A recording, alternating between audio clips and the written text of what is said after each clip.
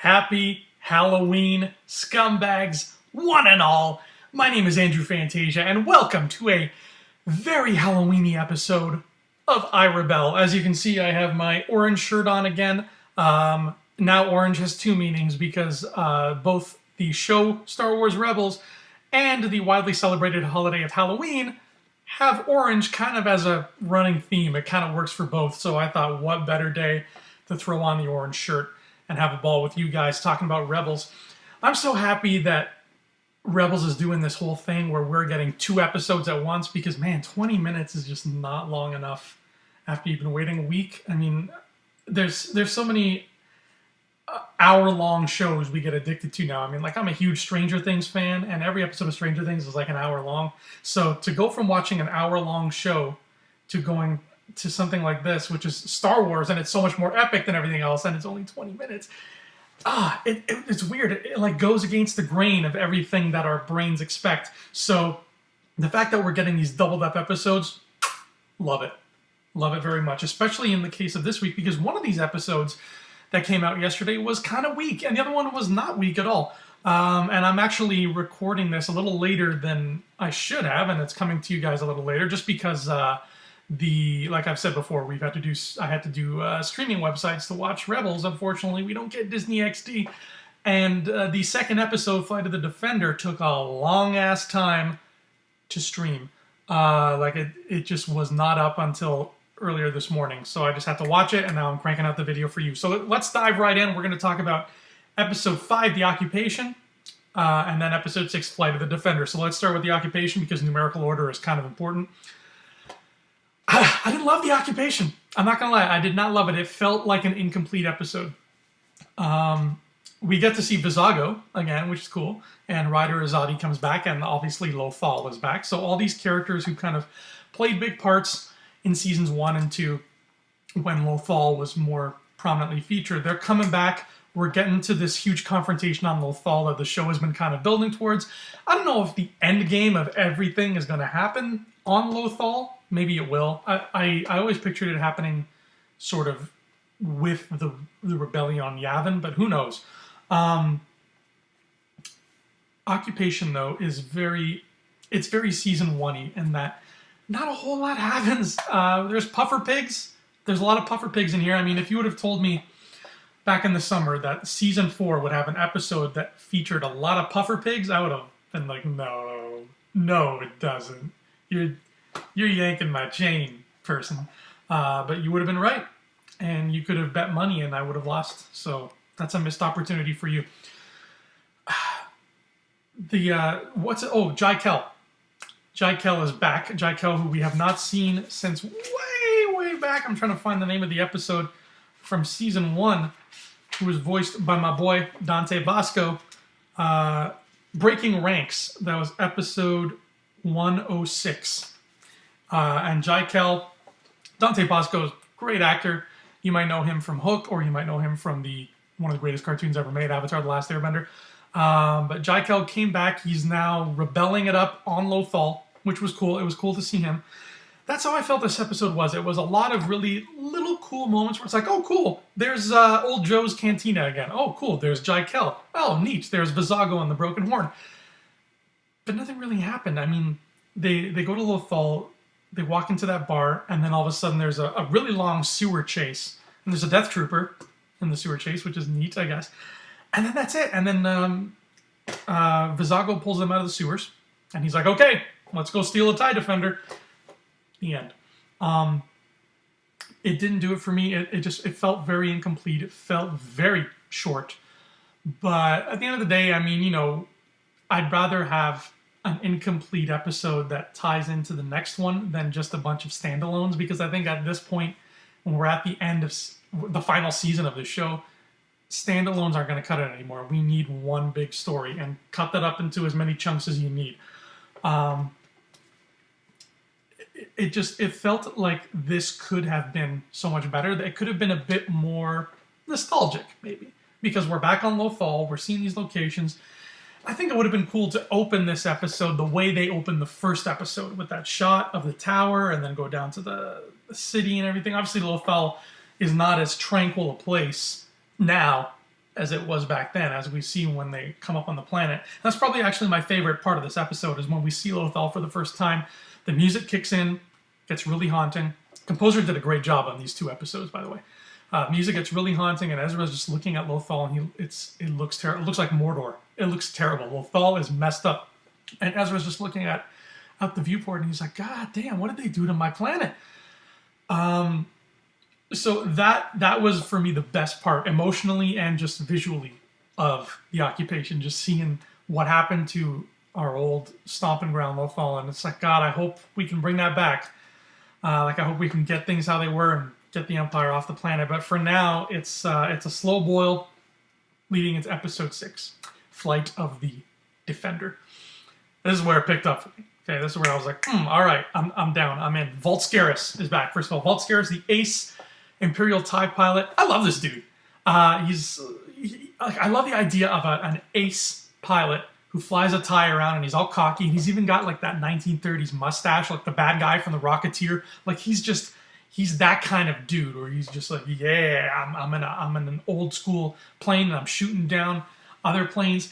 I think he has an opportunity to be a really cool villain. And he's obviously sidelined. He's like the Captain Phasma of the show. Like he's cool and he's there, but he's just going to do his own thing in the background, and he might have 1 or 2 quick little scenes. But I hope we see him more towards the end of the show. He does show up here. He's flying the TIE Defender.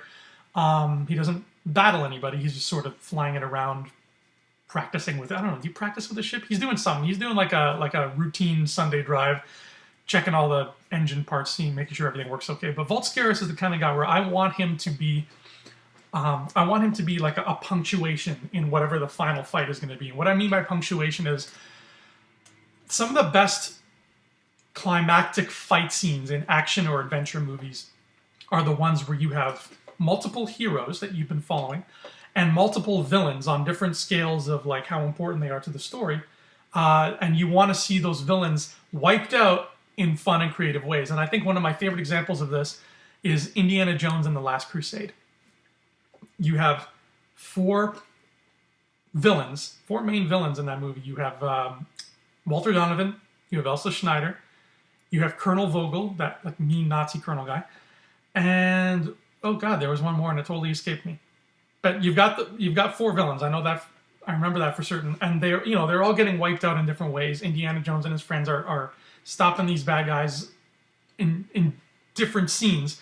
And you've got the big tank scene where they take out Colonel Vogel because he's the military guy and he's got his tank with him. And then you get to the temple in the Canyon of the Crescent Moon, and you've got the whole Grail scene. They take out Donovan in the Grail scene, and then finally they take out Elsa, and that's the big emotional punch because Indiana Jones had a thing for Elsa.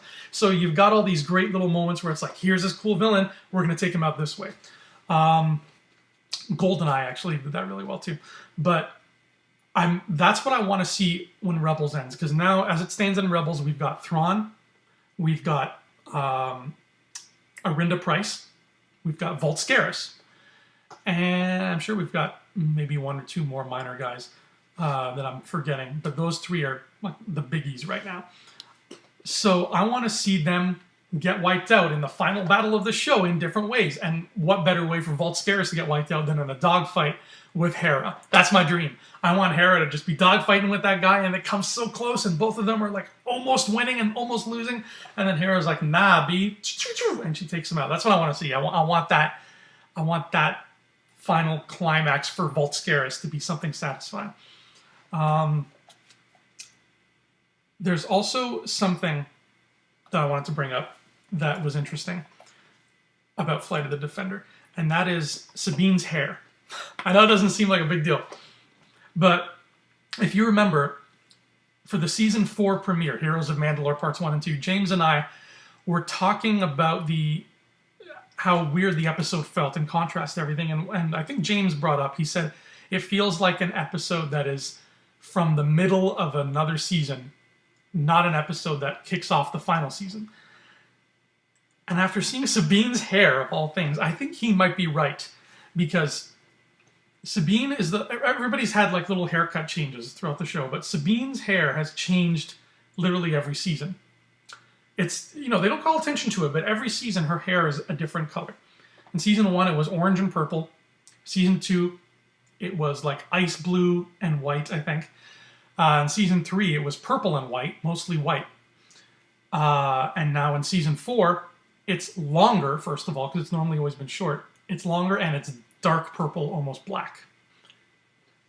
However, in Heroes of Mandalore, the beginning of season 4, it was white and purple, which was her season 3 hairstyle. So that tells me that maybe Heroes of Mandalore was supposed to be part of season 3. It was supposed to be a big set piece to wrap up all the Mandalore stories from season 3. And that's why her hair is still season 3 here. And now we're getting into the season 4 stories. So I think her hair gave it away. It tipped their hand. I see what you did, Filoni. That it makes sense now. Here's a Mandalore really does not feel like it's part of this season. And I think the hair now just clinches that. But now let's get to the final part of Flight of the Defender, the part that everybody's been talking about, the part we all were looking forward to. There's an animal in this episode, ladies and gentlemen. There's a big animal. And it's a Loth-Wolf. That's what it's called. They're big. I was not expecting a Loth-Wolf to be as big as it is. It's like, I want to say a little bit bigger than the dire wolves from Game of Thrones. Like, this is a big-ass wolf. And it's magic. It almost speaks English. Because when it confronts Ezra and Sabine, it puts Sabine to sleep by growling at her. Softly. Not like mean, like, go to sleep. But when it growls at her, it's really you can hear somebody in there saying the word sleep.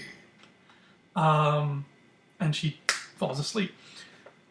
And that tells me that there's a lot of mythology to peel away regarding this Loth-Wolf.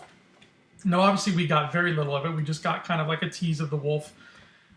We know that it's not a friend of the Empire. We know it's helping out Ezra.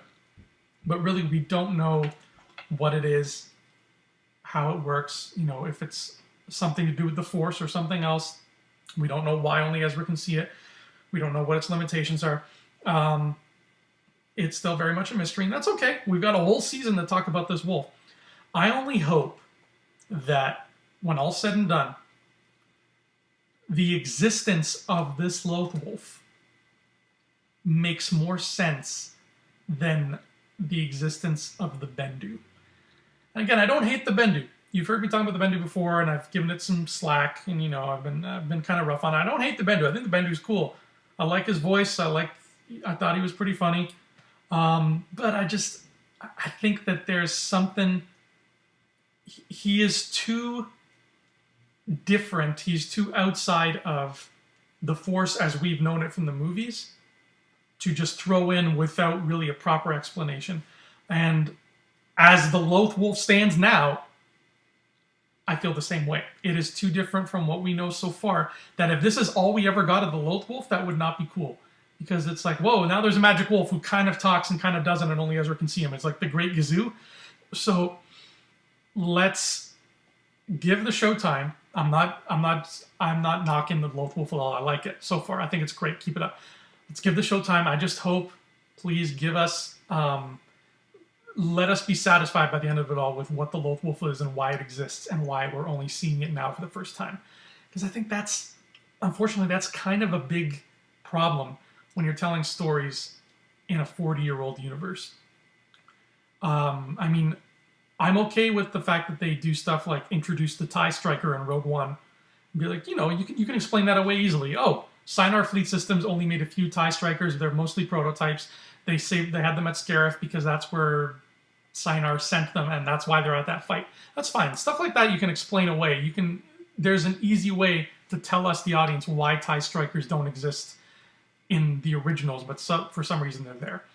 But when you get something like Mortis, something like the Bendu, something like Loth-Wolves, and you throw them in and you don't really shed enough light on them, it's like, well, what the hell? Why did Obi-Wan Kenobi not say, listen, Luke, there's a place that's shaped like a rhombus and there are magic gods there. I don't know why.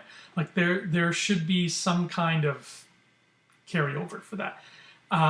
You can't just sort of stick a god in the middle of a story that has been bereft of gods and brush it off in the next chapter. It's you've really got to earn. If you're going to tell stories in this sandbox, Disney, then you have to put in some work too. You have to make the effort to explain why. Okay, this story we're telling is part of this world, but here's why it looks different. As long as you can do that, I'm cool with it. So, Loth-Wolves, I'm looking forward to you. Hope you're great. That wraps up what we've seen yesterday on Rebels. I have one question. Where the hell is Rook? Where the hell is my boy Rook? Warwick Davis, we were told at Celebration, was going to be playing Thrawn's bodyguard Rook. We saw him a little bit in the promos. He's got the bumpy forehead. He looks cool. I think he fights Hera at some point, if the trailers are not mistaken. So, where you at, Rook? We're 6 episodes in. This season has maybe 10 left, I think. Let's get on that. Let's get some Rook happening here. I mean, we finally have a real confrontation between the Rebels and Thrawn's people. Up until this point, it's been kind of separated from what Thrawn is doing. So let's get back into that. Let's get back into the stuff with Thrawn, the stuff with Callus, introduce Rook, get into Arinda Price, get that all together. Kanan says at the end of this episode, all the roads are coming together. I hope that's true in a literal sense. I hope that's Filoni saying, hey, we're there. We're getting there.